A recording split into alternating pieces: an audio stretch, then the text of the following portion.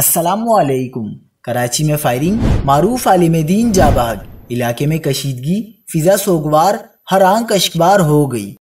क्या आप हालात हाजरा से आगाही हासिल करना चाहते हैं? खबर के पीछे छुपे असल हकाइक जानना चाहते हैं तो अभी सब्सक्राइब कीजिए दिलमिल पाकिस्तान को और साथ ही घंटी के निशान पर क्लिक कर दें।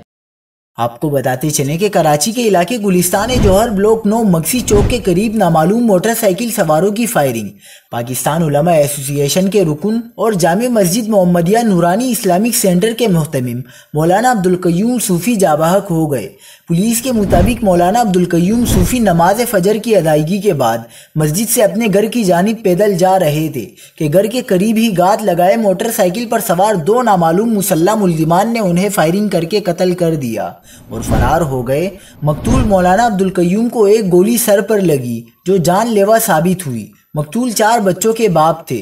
वाक़ये के फौरी बाद उलमा एसोसिएशन और सुन्नी उलमा कौंसिल के मरकजी रहनुमा, ओहदेदारान, मदरसे के तलबा और इलाका मकीन बड़ी तादाद में मौके पर पहुंच गए, जहां उन्होंने शदीद एहतिजाज किया।